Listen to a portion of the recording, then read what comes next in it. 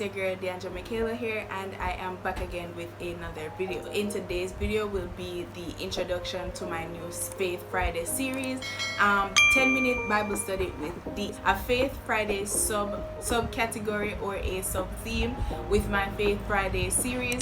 So each and every Friday I will be posting a faith related video, and this is the first kickstart to this series. So this is me trying to break down a chapter of the Bible each and every Friday in just 10 minutes. Today we will be doing Jeremiah 1. So the book of Jeremiah is the first book that we will be doing on our 10-minute Bible study with D.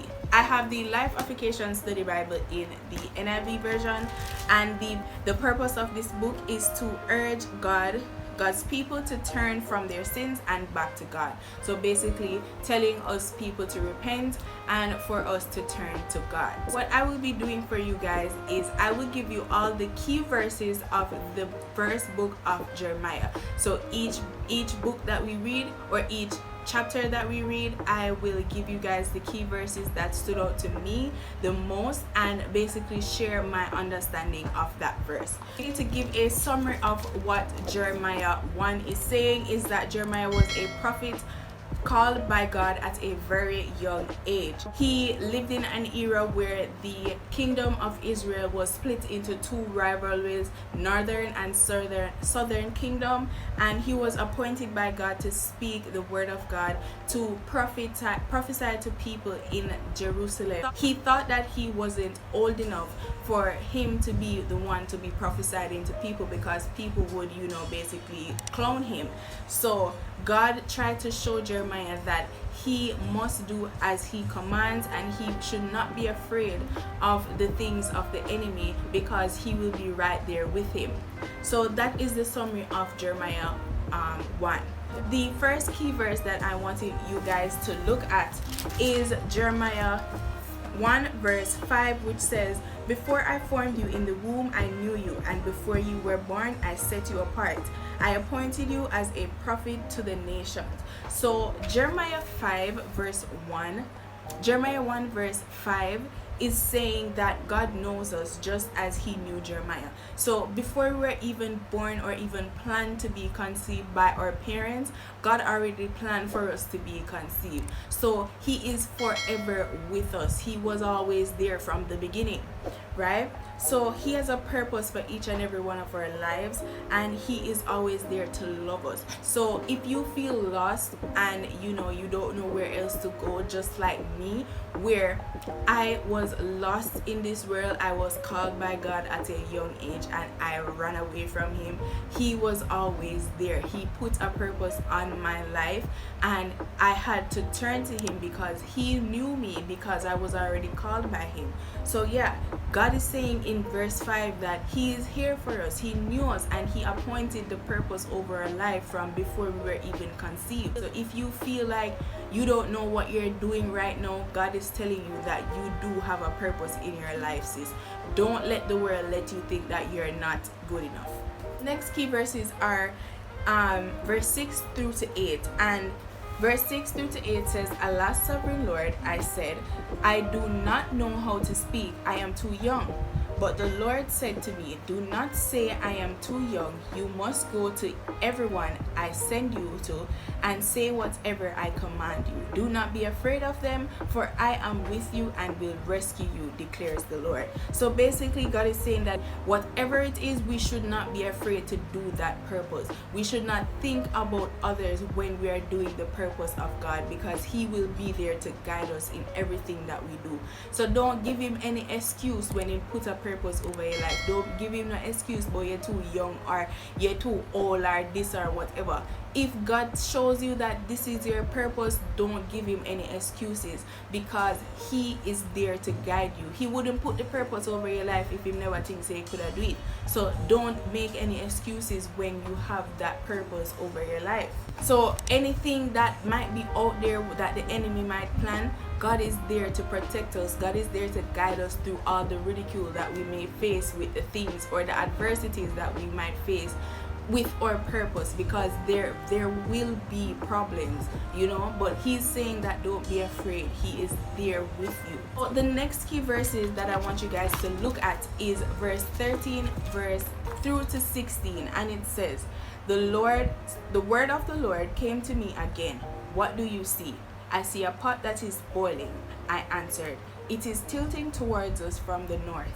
The Lord said to me, from the north disaster will be poured out on all who live in the land, and I am about to summon all the people of the northern kingdoms, declare the Lord.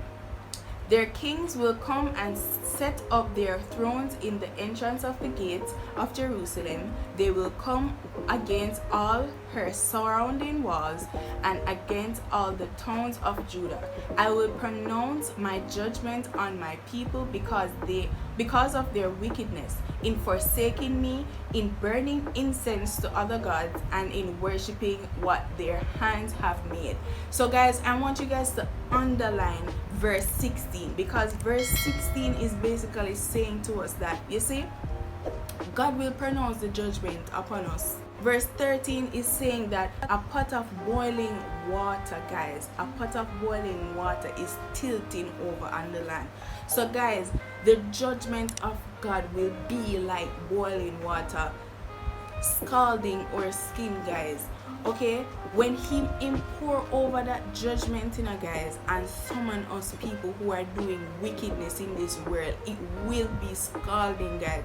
No, whatever burning yet, that is what it will feel like when God is sending on judgment on us and sending us to hell, when we don't turn to him, when we don't repent, when we don't live for him.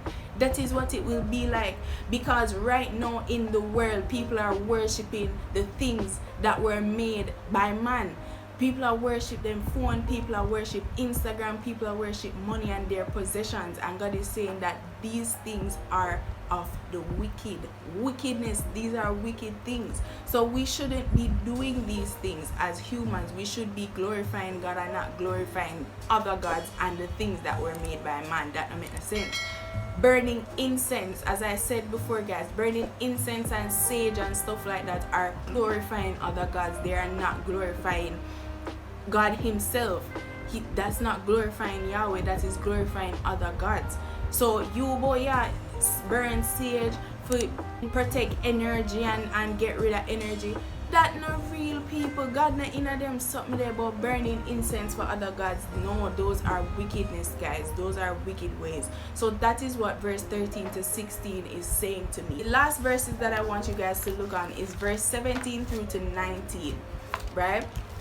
Those are the last chapters of this book, and it says, get yourself ready. Stand up and say to them whatever I command you. Do not be terrified by them, or I will terrify you before them. Today I have made you a fortified city, an iron pillar and a bronze wall to stand against the whole land, against the kings of Judah, its officials, its priests, and the people of the land. They will fight against you, but will not overcome you, for I am with you and I will rescue you, declares the Lord. So basically, guys, God is saying that he promises that nothing that the enemy will do will defeat us completely. So yes, we might fall into sin, and yes, we may, do certain things that are not of God, but he's saying that the enemy will not defeat us completely. The enemy will try everything under the sun to make us falter in our faith or falter it in the eyes of God, but he will not defeat us completely, because God will be there to pick us up and make us even stronger the next time the enemy tries to play with us. You get what I'm saying, guys? So God promises that he will be there. So basically what verse 17 through to 19 is saying, like, yeah, we might be down 1 point, but God will pick us up. He wants to see what you will do. He wants to see what where you're going to turn to. Are you going to be stuck in the sin and stuck in your ways and say, you know, I can do this by myself, I don't need anybody to help me? He wants to see what you will do. So will you turn to him and will you say, God, I need you to help me? Because he is there, as he said here, he is there to rescue us, because he is with us. He will be there to rescue us because he is with us, guys. So will you turn to him and let him be with you to rescue you in anything that the enemy tries to put amongst us? So yes, guys, that's basically it for Jeremiah chapter 1. Next week we will be doing chapter 2, and I hope you guys enjoyed this video. Don't forget to like, comment, and subscribe to my channel. Also, guys, be sure to comment down below your understanding of the first book of Jeremiah and tell me the key verses that stood out to you. I hope you guys enjoyed this, and also remember to follow me on all my social media. They will all be linked down below in the description box, and I will see you guys in the next video. Bye, guys.